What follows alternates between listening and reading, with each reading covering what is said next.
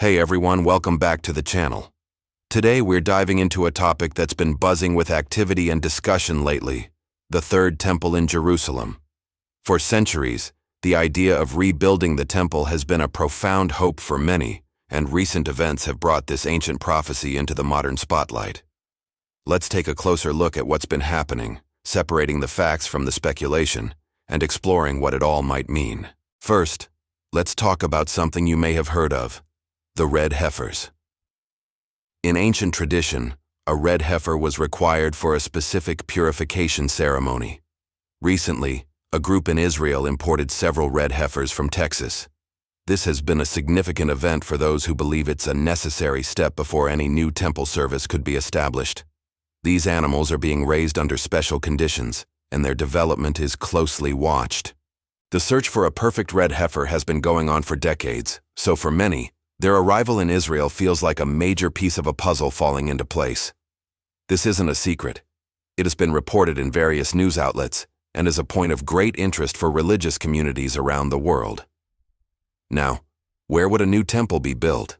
This is where things get really complex. The Temple Mount in Jerusalem, known as Haram al-Sharif to Muslims, is the historical site of the First and Second Temples.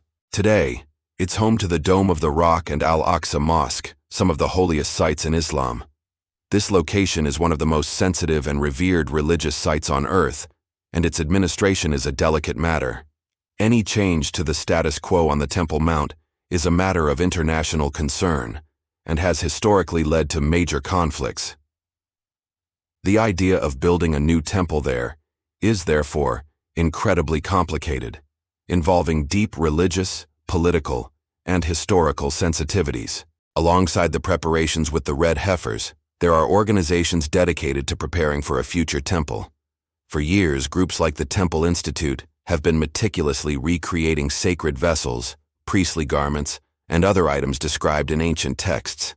They've crafted the golden menorah, the incense altar, and the high priest's breastplate, all according to their understanding of biblical requirements. Their work is on public display in Jerusalem. For them, this isn't just about historical recreation. It's about being ready. They believe that when the time comes, they need to have everything prepared for the resumption of temple services. Their efforts are a tangible expression of a deeply held faith and a desire to see prophecy fulfilled. So, what about the rumors of secret groundbreaking ceremonies, or that construction has already begun? This is where we need to be very careful. Given the extreme sensitivity of the Temple Mount, any unauthorized activity, especially something as significant as a groundbreaking, would almost certainly trigger an immediate and massive international crisis. We would see it on every news channel in the world. As of now, there is no credible, verifiable evidence from mainstream news sources or official government statements to support claims that a secret construction has started. Most of the talk about this online seems to stem from speculation and interpretation of events rather than confirmed facts.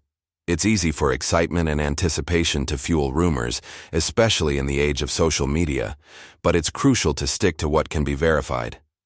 The Israeli government's official position has long been to maintain the status quo on the Temple Mount. This is a complex arrangement that governs access and worship at the site. Any official move to start building a temple would be a radical departure from decades of policy and would have enormous geopolitical consequences. While there are some politicians and activists in Israel who advocate for building the Third Temple, it is not the official policy of the government.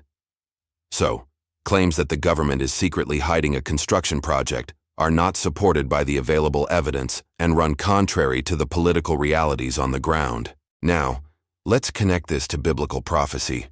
For many Christians and Jews, the rebuilding of the temple is a key sign of the end times. In various interpretations of books like Daniel and Revelation, a future temple plays a central role in events leading up to what they believe will be a final era of history. The appearance of a figure often referred to as the Antichrist is sometimes linked to this future temple. Some prophecies are interpreted to mean that this figure will enter the temple and declare himself to be divine. This is a core part of many eschatological or end times beliefs. Because of this, every development related to the Temple Mount is scrutinized by people around the world who are watching for prophetic signs. The arrival of the red heifers, the work of the Temple Institute, and any political statements about Jerusalem are all seen through this prophetic lens. For those who hold these beliefs, these are not just news events. They are potential signs that a prophesied timeline is accelerating. The idea of a 7-year countdown, which you might have heard about, comes from specific interpretations of prophecy, often related to a 7-year period of tribulation.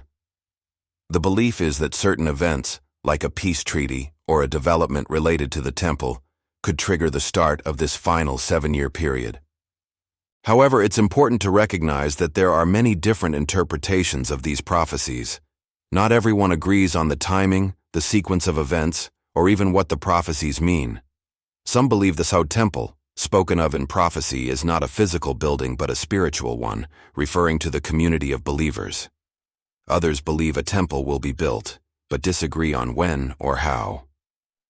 There is a vast and diverse field of thought on this topic, so when you hear someone say that a countdown has officially begun, remember that this is based on their specific theological interpretation, not a universally accepted fact or an official announcement. So, to recap what we know for sure, red heifers are in Israel being prepared for a potential future ceremony. Organizations are actively creating vessels and garments for a potential third temple. The Temple Mount itself remains an incredibly sensitive and contested holy site, with no official construction underway, and the prophetic interpretations of these events are a powerful force for many, shaping how they see the world. What does this all mean for us? It means we're living in a time when ancient prophecies and modern realities are intersecting in fascinating and powerful ways. It's a reminder that for a huge portion of the world's population, faith and hope for the future are tied to these sacred places and ancient texts. Regardless of your personal beliefs, it's a story about deep faith, historical tensions, and the enduring power of hope. It's a situation that calls for understanding, respect for all faiths involved, and a commitment to seeking peace. The conversation around the Third Temple will undoubtedly continue. It's a subject that touches on some of the deepest aspects of human spirituality and history. As we move forward, it is essential to follow the verifiable facts while also seeking to understand the diverse perspectives and deeply held beliefs that are driving this incredible story. Thanks for watching today. If you found this discussion interesting, be sure to like, subscribe, and hit the notification bell so you don't miss our next video. See you next time.